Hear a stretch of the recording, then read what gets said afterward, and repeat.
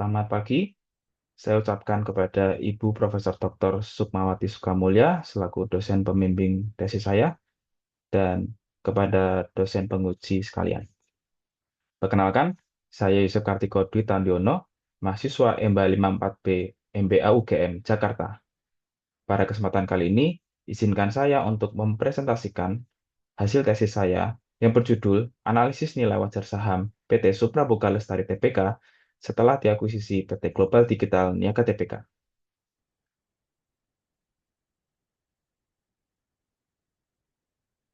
Latar belakang penelitian. Akuisisi merupakan salah satu strategi perusahaan untuk meningkatkan nilai dan pertumbuhan bisnis. PT Supraboga Lestari Tbk, atau bisa dikenal dengan RANS, perusahaan supermarket premium, mengalami akuisisi mayoritas saham sebesar 70,56% oleh PT Global Digital Niaga Tbk, atau BELI, sebuah perusahaan e-commerce pada September 2021.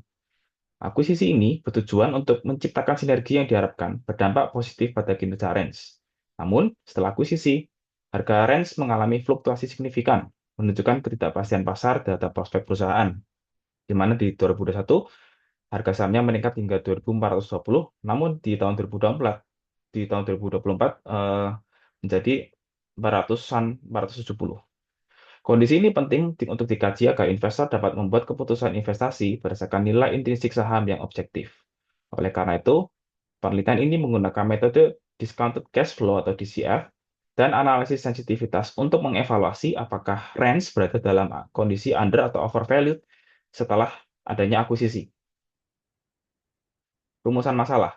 Yang pertama, apakah range setelah diakuisisi beli berada dalam kondisi overvalued jika dinilai dengan metode DCF?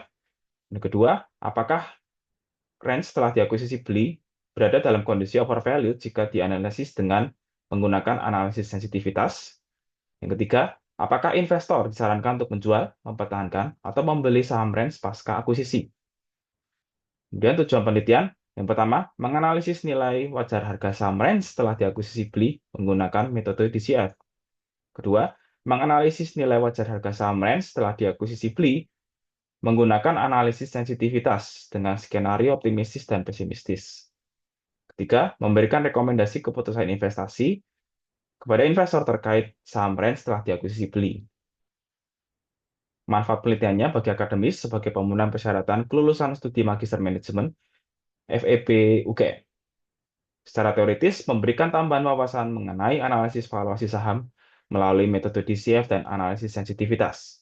Yang ketiga, secara praktis menjadi referensi bagi investor dalam mengambil keputusan investasi terkait saham range setelah adanya akuisisi, serta membantu manajemen range dalam merumuskan strategi untuk meningkatkan nilai perusahaan. Kemudian masuk ke tinjauan pustaka, yang pertama ada stock performance. Harga saham dipengaruhi oleh faktor internal seperti kinerja keuangan, kebijakan dividen, dan likuiditas saham, dan juga adanya faktor eksternal seperti inflasi dan suku bunga. Kemudian, likuiditas saham tinggi dapat mempercepat penurunan harga saham ketika adanya berita negatif karena investor cenderung melakukan aksi jual cepat. Harga saham juga bergerak sesuai hukum permintaan dan penawaran di pasar modal. Kemudian dua, acquisition. Akuisisi yang efektif meningkatkan nilai perusahaan melalui sinergi dan optimalisasi sumber daya. Akuisisi secara agresif memberikan kontrol kuat kepada pengakuisisi, namun dapat mengganggu stabilitas internal perusahaan target atau perusahaan yang dibeli. Akuisisi strategis membantu memperkuat posisi jangka panjang perusahaan dan melindungi kepentingan investor. Yang ketiga, stock valuation. Valuasi saham penting untuk menentukan apakah harga pasar under atau overvalue agar investor dapat terhindar dari kerugian. Dan metode yang dapat digunakan adalah DCF atau discounted cash flow dan EBITDA multiples yang merefleksikan kondisi fundamental perusahaan. Kemudian nilai wajar fair value mencerminkan harga ideal transaksi yang didasarkan pada kondisi pasar aktual.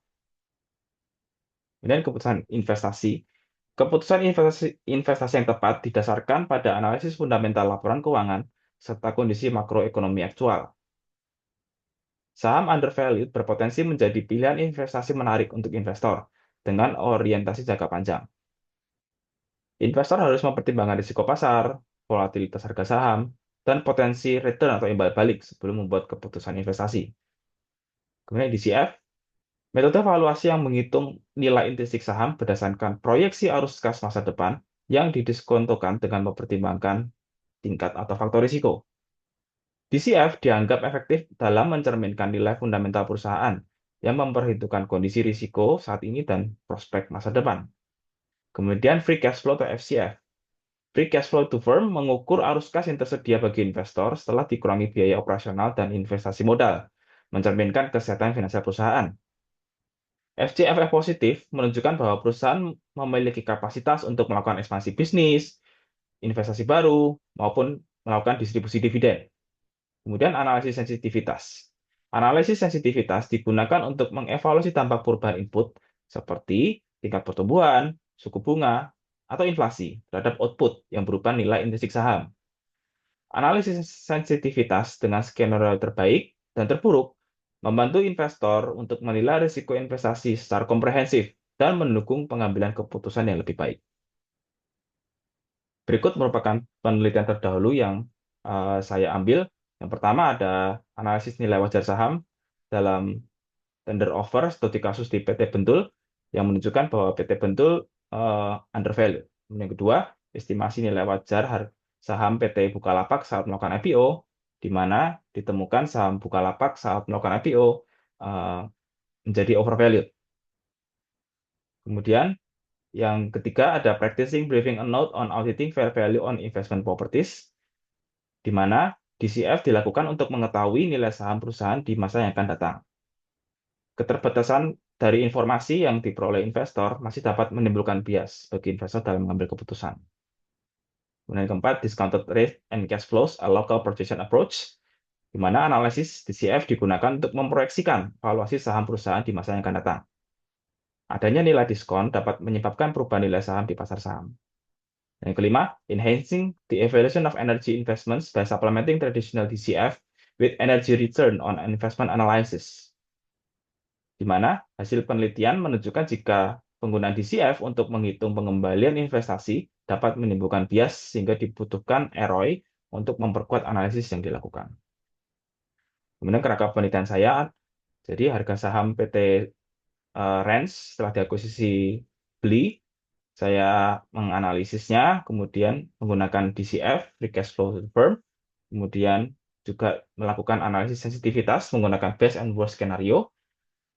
Kemudian setelah mendapatkan nilai wajar dari masing-masing metode, saya akan bandingkan dengan nilai wajar pada penutupan tahun 2024, apakah over atau undervalue, sehingga menghasilkan keputusan investasi menjual, mempertahankan, atau membeli saham baru. Kemudian variabel penelitian yang saya gunakan ada 4, ada nilai wajar saham, ada DCF, ada free cash flow to the firm, dan analisis sensitivitas. Kemudian metode penelitiannya akan saya lakukan di Jakarta. Kemudian jenis penelitian adalah kuantitatif deskriptif dengan pendekatan studi kasus pada saham Rens setelah diakuisisi oleh beli. Kemudian metode purposive sampling akan saya lakukan dalam penelitian ini, di mana sampel datanya adalah harga saham penutupan Rens tahun 2024 dan laporan keuangan Rens tahun 2019 hingga 2023 sebagai dasar proyeksi. Kemudian variabel penelitian ada 4, nilai wajar saham, DCF, discounted cash flow, free cash flow to firm, dan analisis sensitivitas.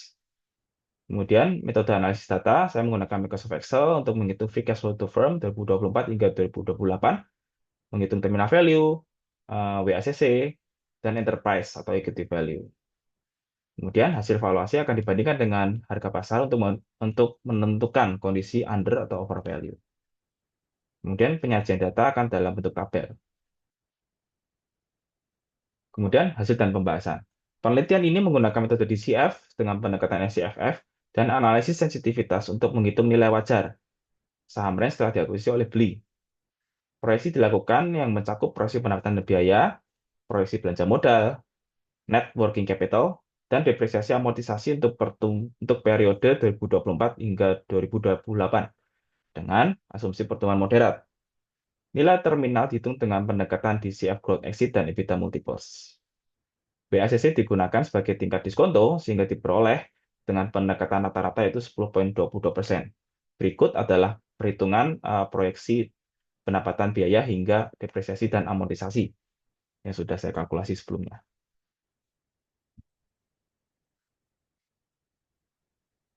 Kemudian setelah kita menghitung dari komponen sebelumnya, kita dapat masuk ke dalam perhitungan free cash flow to the firm.